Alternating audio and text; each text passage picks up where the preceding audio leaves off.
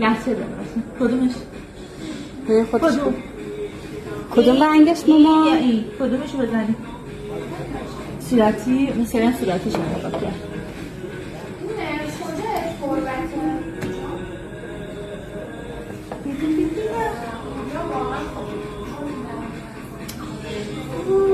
چه نخونه کسری داره خدا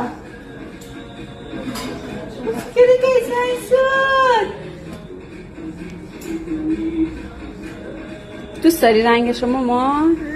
قشنگه؟ خیلی خوشگل شد.